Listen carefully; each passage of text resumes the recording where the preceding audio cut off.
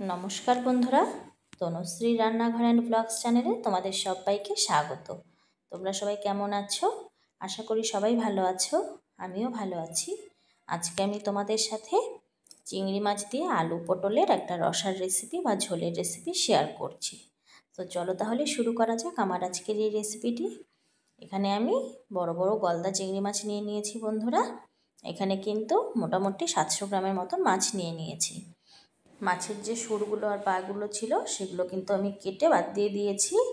চলো তাহলে একেবারে আমরা দেখে নিই যে মাছটাকে আমি কি করে পরিষ্কার করছি। প্রথমে মাছের মাথার ওখানে যে খোলসটা ছিল সেটাকে ফেলে দিয়েছি। তারপরে যে মাছের লেজটা ছিল সেটা কিন্তু একদম একটু জোরে করে প্রেস করলে পেছন দিকটাতেই মাছের যে লেজটা সেটা কিন্তু একদম খুলে চলে আসবে। আর তারপর যে মাছের যে খোলসটা ছিল সেটাকেও কিন্তু আমি হাত দিয়ে খুলে নিয়েছি। এবারে মাছের ভেতরে যে রগটা থাকে সেটাকে কিন্তু আমি বের করে নেব। তার জন্য কিন্তু আমি একটা কাঁচি ব্যবহার করেছি। সেই কাঁচি দিয়ে কিন্তু মাছের যে মাঝখান বরাবর সেখানে একটু কেটে নিয়েছি। তারপরে দেখবে, তোমরা দেখতেই পাবে একটা কালো রঙের একটা কিন্তু রগ দেখা যাচ্ছে, সেটা কিন্তু ফেলে দিতে হবে। সো এটাই কিন্তু মাছের চিংড়ি মাছ বাছার একটা মেইন পার্ট বলতে পারো তোমরা। দেখো, সমস্ত চিংড়ি মাছ কিন্তু আমার ভালোভাবে বেছে নেওয়া হয়ে গেছে। এবারে সামান্য একটু নুন আর হলুদ গুঁড়ো দিয়ে মাছটাকে মোটামুটি আমি 10 মিনিটের মতন ম্যারিনেট করে রেখে দেব। সো পুরো ভিডিওটি দেখো বন্ধুরা, স্কিপ না করে ভিডিওটি দেখে যাও। আর ভিডিওটি দেখা শুরুতেই বলছি, একটা লাইক দিয়ে ভিডিওটি দেখা শুরু করে দিও। দেখো, এখানে আমি মাছের ঝোলটা তৈরি করার জন্য আলু কেটে নিয়েছি। এখানে আমি ছোট সাইজের আলুগুলো 2 টুকরো করে কেটে নিয়েছি আর নিয়ে নিয়েছি পটল। আমি একটা পটলকে কিন্তু এরকম 2 টুকরো করে কেটে নিয়েছি। তোমরা যে যেরকম শেপ খেতে পছন্দ করো সেই বুঝে কেটে নেবে। এবারে গ্যাসে কড়া বসিয়ে দিয়ে দিয়েছি সর্ষের তেল। তেলটাকে খুব ভালো করে কড়াইয়ে কিন্তু গরম করে নিতে হবে বন্ধুরা। আর আমি আজকে পুরো রান্নাটা কিন্তু সর্ষের তেলেই করছি।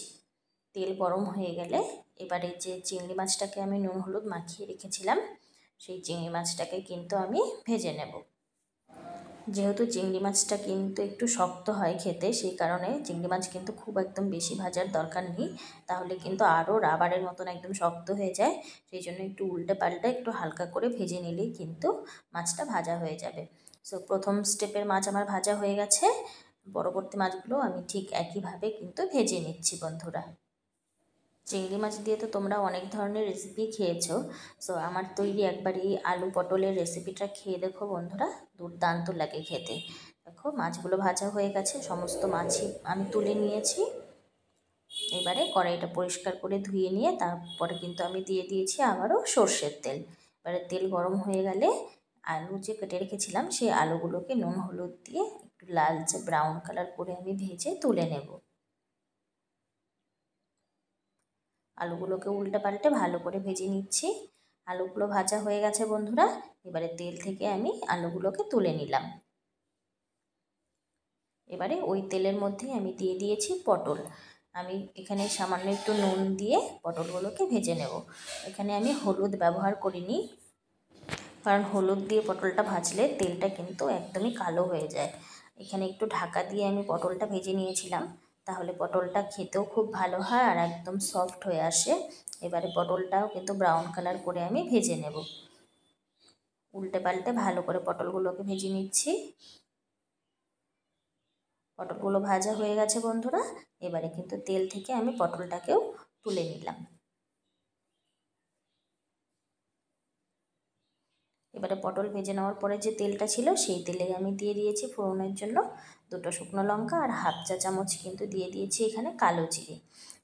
ফোড়ন ভাজা হয়ে গেলে দিয়ে দিয়েছি এখানে মশলা। এখানে আমি 2 চামচ জিরে লঙ্কা বাটা অ্যাড করে দিয়েছি।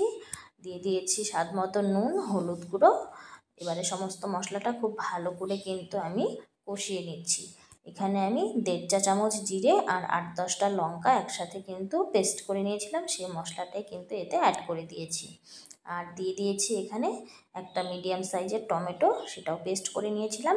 সেই সমস্ত কিছুই কিন্তু খুব ভালো করে কিন্তু কষিয়ে নিতে হবে বন্ধুরা। যতক্ষণ না পর্যন্ত মশলা থেকে কাঁচা গন্ধ চলে না যাচ্ছে ততক্ষণ পর্যন্ত মশলাটাকে কষিয়ে নিতে হবে। এবারে দিয়ে দিয়েছি এখানে 1 চা চামচ লাল লঙ্কার গুঁড়ো। তোমরা চাইলে এখানে কাশ্মীরি রেড চিলি পাউডারও অ্যাড করতে পারো। এখানে আমি দিয়ে দিয়েছি সামান্য একটু জল। জলটা দিয়ে মশলাটাকে কষালে কি হয়, মশলাটা পুড়ে যাওয়ার চান্স একদমই থাকে না। এবারে আমি এখানে দিয়ে দিয়েছি 1 চা চামচ আদা বাটা। আদা বাটাটাকেও একটু ভালো করে ভেজে নিতে হবে যতক্ষণ না পর্যন্ত আদার কাঁচা গন্ধটা চলে না যাচ্ছে। তারপরে আমি দিয়ে দিয়েছি স্বাদ অনুযায়ী 3টে চেরা কাঁচা লঙ্কা। তোমরা যে যেরকম ঝাল খেতে পছন্দ করো ঠিক সেই বুঝে ঝালটা দিয়ে দেবে। এবারে যে আলু আর পটলটাকে আমি আগে থেকে ভেজে রেখেছিলাম, সেই আলু পটলটাকে কিন্তু আমি মশলার সাথে 1 মিনিটের মতন একটু ভালো করে কষিয়ে নিয়েছি। এবারে সামান্য একটু জল দিয়ে কিন্তু আরেকটু কিছুক্ষণ সময় নিয়ে এটাকে কষিয়ে নেব। মোটামুটি মিনিট 2-এর মতন এটাকে একটু ভালো করে রান্না হতে দেবো আমি। যারা চিংড়ি মাছ খেতে পছন্দ করো বন্ধুরা, তারা কিন্তু অবশ্যই আমাকে একটা কমেন্ট করে জানাতে ভুলো না। এবারে আমি ঢাকা দিয়ে এটাকে 2 মিনিটের মতন রান্না করে নিয়েছি। 2 মিনিট পরে ঢাকা তুলে নিয়েছি। দেখো কতটা পরিমাণে আমার তেল উঠে এসেছে। তো বুঝতে হবে যে মশলাটা খুব ভালোভাবে কিন্তু আমার কষানো হয়ে গেছে। এবারে যে আমি মাছটা ভেজে রেখেছিলাম, সেই চিংড়ি মাছটাকেও এর মধ্যে দিয়ে মোটামুটি 1 মিনিটের মতন একটু সমস্ত কিছু ভালোভাবে কষিয়ে নেব। তাহলে কি হয়, মাছটা খেতে খুব সফট হয়। দেখো আলুটা কিন্তু আমার একটু শক্ত রয়েছে, আমি চেক করে দেখলাম। তো ভাবলাম যে আর একটু কিছুক্ষণ ঢাকা দিয়ে এটাকে রান্না করে নিতে হবে।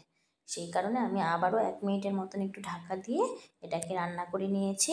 তারপরে ঢাকা তুলে নিয়েছি। এখন কিন্তু পুরোপুরিভাবে একদম কষানো আমার হয়ে গেছে।